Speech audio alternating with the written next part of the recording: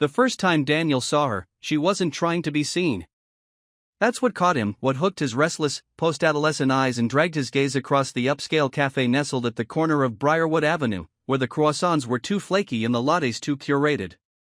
She wasn't dressed like the other women there, didn't flutter like them, didn't laugh too loud, didn't preen. She sat alone with a half-read book and a twice-cooled coffee, and she was older, not in a way that aged her, but in a way that warned others she had nothing to prove. Her hair was unkempt in a deliberate sort of way, salt and smoke streaks catching the weak sunlight, and her hands trembled slightly as she turned the page, not from nerves, but from some private battle she didn't advertise. Daniel, 23 and disillusioned with people who pretended they knew what they were doing, saw something rare in that flickering moment, a woman not trying to perform youth, who wore her history in her face like soft armor. It was the third time he saw her in that cafe before either of them said anything. She always sat near the back window, and he started doing the same, each time just a little closer. She noticed him, of course, people like her always noticed everything, but she gave no sign. And it wasn't until the barista spilled a drink near their shared bench and Daniel reflexively slid a napkin toward her that her eyes met his. A nod. Not gratitude, exactly. Recognition. As if to say, I've seen the world ruin better men than you, and you still offered the napkin. He didn't ask her name. That wasn't the point, not yet. He asked about the book instead, a heavy philosophical text too dense for most casual readers. She replied, her voice a low, sandpaper register that cracked slightly as if it hadn't been used for anything beyond small talk in months. No one under 40 reads this. He grinned. You caught me. I'm just trying to impress a mysterious older woman who clearly hates humanity.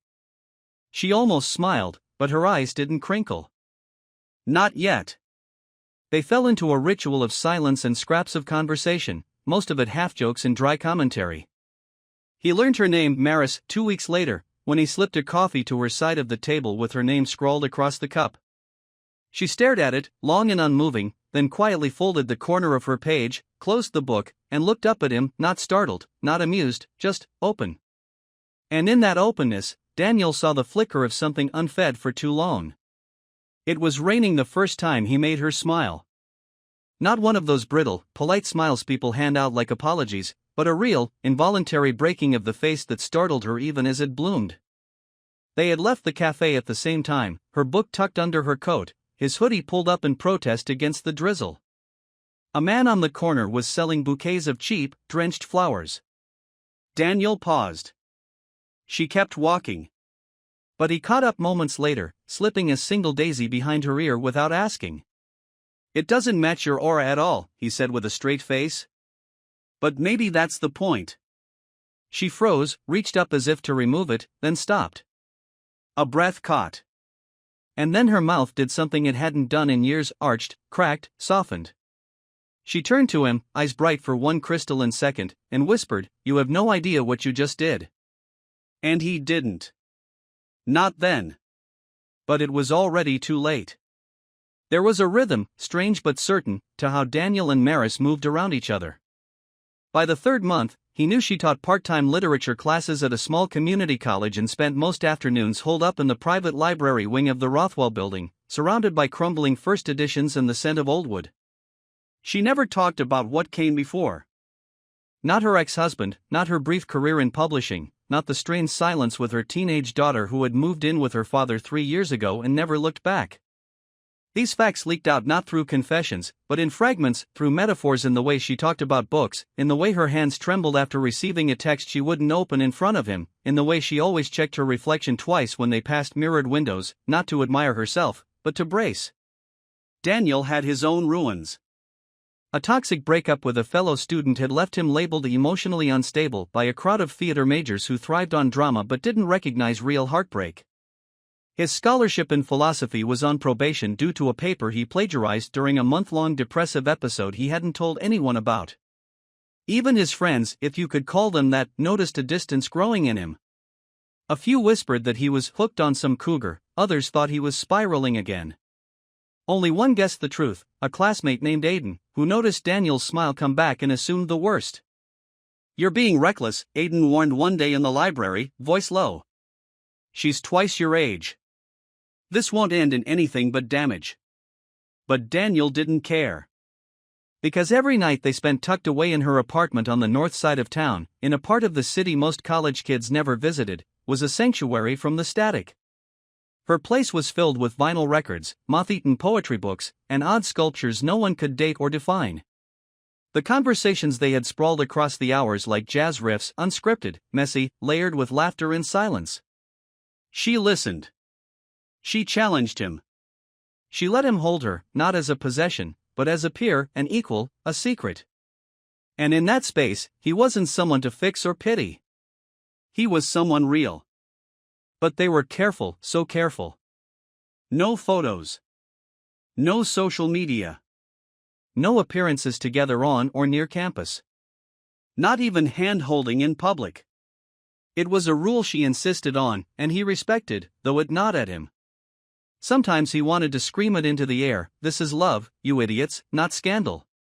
But that was the lie he told himself, because love this lopsided in age, in background, in grief, never looked clean from the outside. Then came the letter.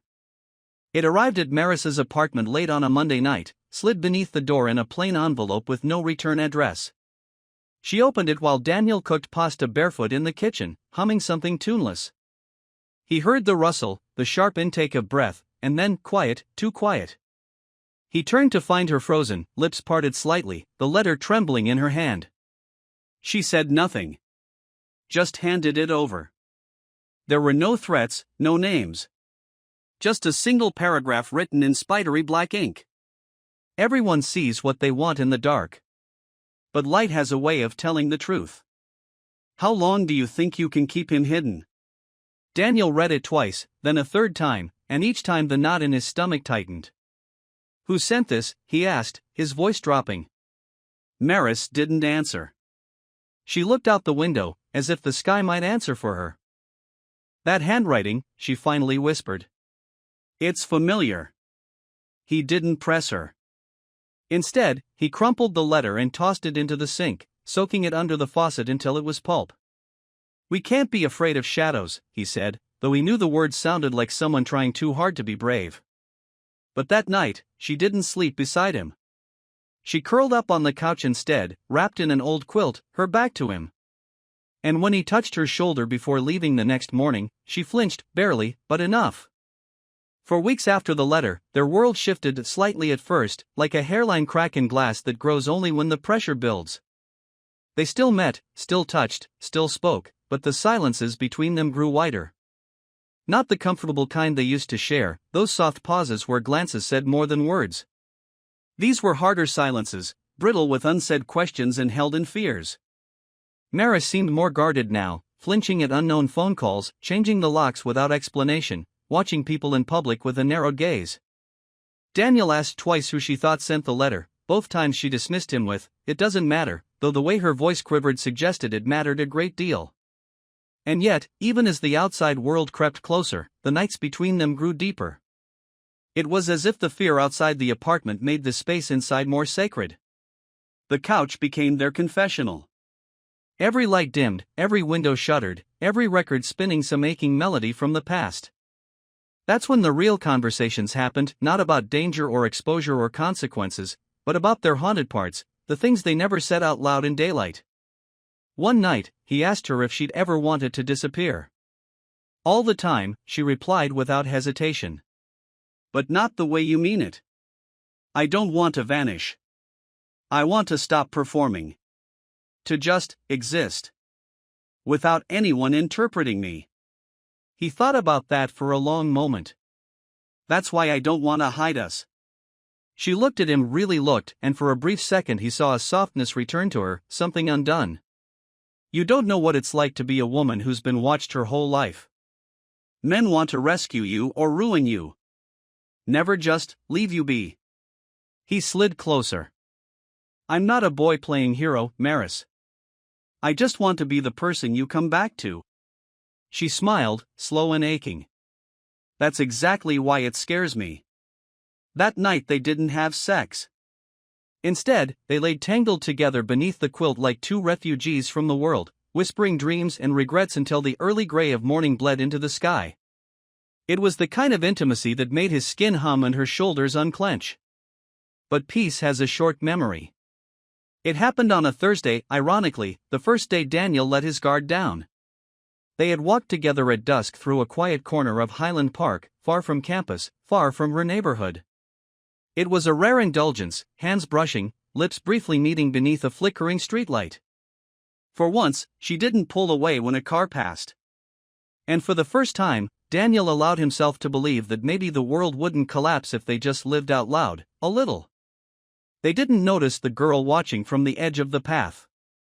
She was perched on a crooked bench beneath a skeletal tree, thumbing through a journal and sipping a can of off-brand soda. She looked young, college-aged, but worn in a way that made her seem older. Her eyes didn't blink when they passed. She didn't say a word. But Daniel caught her expression too late, a flicker of recognition, a faint curl of disdain. Then she turned back to her journal and kept writing. The next evening, the whispers began. It started in Daniel's ethics seminar. Someone dropped a vague comment about May-December romances, then someone else smirked and said, "Well, I guess some professors still have a thing for fresh meat." A third person laughed, too loudly. And Daniel, who'd always been good at ignoring noise, felt his chest tighten with dread. Later, on his way out of the building, he passed that same girl from the park. She didn't speak, but she met his eyes and tilted her head just slightly, as if daring him to deny what she knew. He didn't stop. Didn't blink. But the words from the letter echoed again, "How long do you think you can keep him hidden?" When he got to Maris's apartment that night, she was already pouring wine, barefoot, leaning into the record player with her eyes closed and the needle just catching the edge of something slow and bluesy. He didn't tell her about the girl. Not yet. Instead, he kissed her like it was the last safe place on earth. Because maybe it was. Secrets are never secrets for long, not in cities where the sidewalks remember everything, not in communities built on patterns and proximity. And certainly not when the wrong person sees the right thing at exactly the moment the truth becomes most inconvenient. Daniel had tried to convince himself that what happened in the park was a fluke. That the girl with the notebook had no name, no story, no connection. But in real life, people do not remain anonymous. They talk. They text. They magnify. It was a Monday afternoon when everything began to unravel. Maris was scheduled to speak at a faculty symposium held at the university, an annual event where academics from across the state gathered in their polished best to discuss literature, language, and legacy in air-conditioned rooms filled with name tags and soft murmurs. She had resisted going. "I don't belong in these spaces anymore," she had told Daniel days before, her fingers grazing the rim of her wineglass, "not since I stopped pretending to care what they think of me." But she went anyway. Dressed in a clean-lined black blazer, no jewelry, no makeup except for a tired hint of lipstick. Daniel showed up late, slipped into the back row, and watched her speak about the erosion of female identity in modern fiction. Her voice was even, her words sharp and layered with quiet anger she didn't try to hide, anger earned by years of being overlooked, underestimated, dismissed. He watched her in awe. And then he watched the moment her face changed. Someone stood at the side of the room. A young woman, barely visible in the shadows near the entryway. The same girl from the park, now holding a phone in her hand and making no attempt to hide the fact that she was filming. Maris's voice faltered for the briefest moment, and only someone who knew her would have noticed. Daniel rose instinctively, but it was too late. The girl turned and left, and the damage was already set in motion. The video surfaced the next day. Just a 6-second clip, Daniel and Maris in the park, their hands linked, her head resting briefly on his shoulder, timestamped and shared without caption. But context is a cruel thing when people are looking to judge. And the rumors that had been simmering beneath the surface boiled over into full scandal. Campus forums lit up. "Is this grooming?" some asked. "Isn't she a professor?" others sneered. "It's always the lonely ones," someone else wrote. The dean called Maris into a closed-door meeting. She wasn't fired technically, she hadn't violated policy, but her reputation took a hit she couldn't shake off. Parents of students filed quiet complaints. Enrollment in her courses dropped. Colleagues stopped meeting her eyes in the hallway. The women judged her for being foolish. The men judged her for being obvious. Daniel, for his part, was pulled into a different sort of storm. He tried to defend her, but every word made it worse. "She didn't take advantage of me," he said once to a student paper journalist. "I pursued her." But that only fed the narrative: desperate boy with mommy issues, broken woman looking for youth like a drug. Every explanation sounded like a confession. Then came the final fracture. They were invited to a formal benefit, a literature society fundraiser held at a hotel ballroom downtown. Maris hadn't wanted to go, but Daniel insisted. "Let them see," he said. "Let them look." And so they arrived, arm in arm, her in a slate gray dress that didn't try to be youthful, him in a black jacket borrowed from a roommate who didn't ask questions. It was a stunning night. Chandeliers gleamed. Glasses clinked. And eyes, so many eyes, followed them across the room. Some widened in shock. Others narrowed in scrutiny. Whispers unfurled like cigarette smoke. Then, near the end of the event, during a round of public acknowledgments, someone called her name. "Maris Duval," a woman said into the microphone, smiling the way people do when they've waited for just the right moment to strike, a reminder that literature should challenge us to reconsider boundaries, especially the ones we once believed were clear. The room didn't erupt, but it shifted. People laughed, softly, the way cowards do. Daniel felt his blood rise. Maris stood frozen. He took her hand. Pulled her toward the stage. People turned. Phones lifted. Gasps. The room became a vacuum of attention.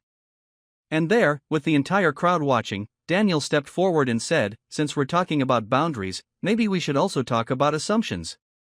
Maybe we should talk about how age doesn't decide who's a predator and who's just trying to survive." The room stilled. For a beat, no one moved. Maris took the microphone from his hand, not gently, not harshly, but with a steadiness that made everyone quiet. "I didn't come here to be dissected," she said. "And I didn't come here to apologize. I've done that enough in my life. For wanting things. For breaking things. For outliving things." She turned, met his eyes. For a moment, they were alone in the noise. And then she walked off stage. Daniel followed. But neither of them looked back.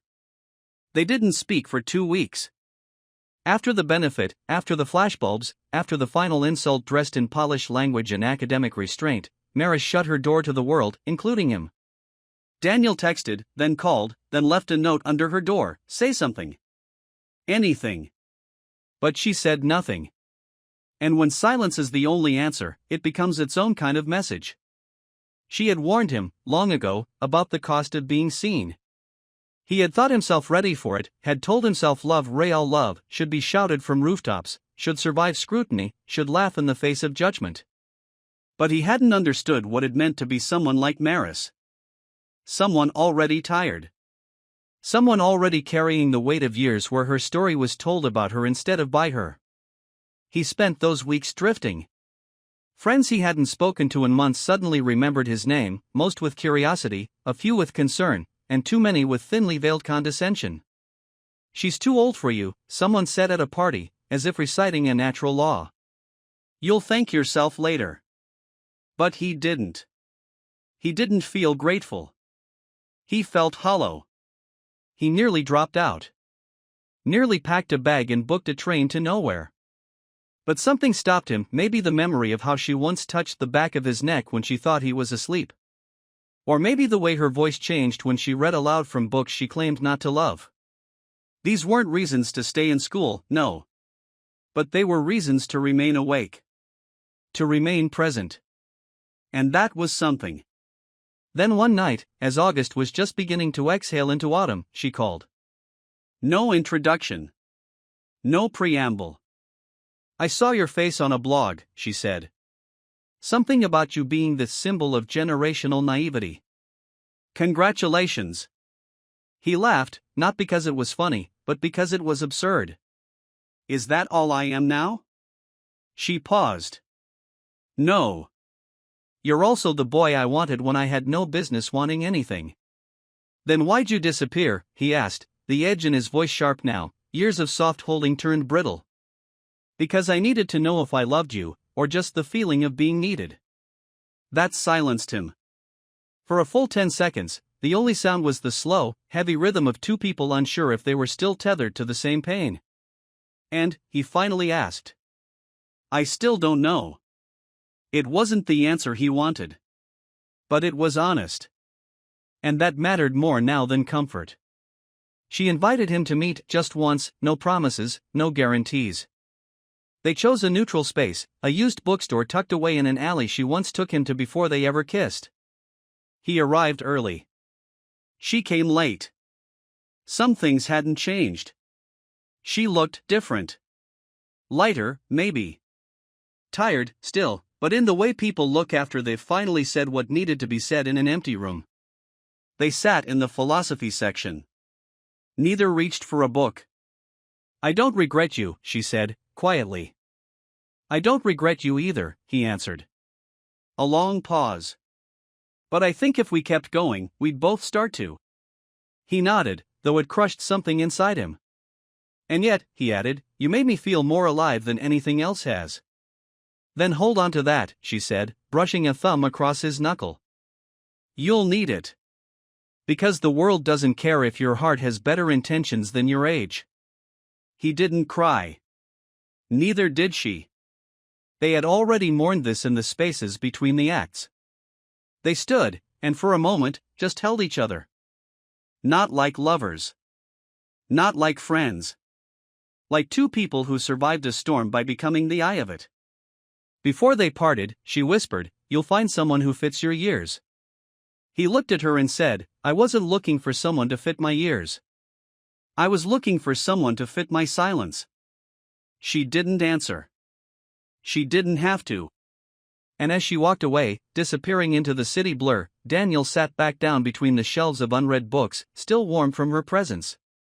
He pulled one at random, cracked it open to a dog-eared page, and read without seeing. Outside, the sky dimmed. Inside, the last word of their story hadn't been written. Some questions don't need answers. Some endings are just pauses.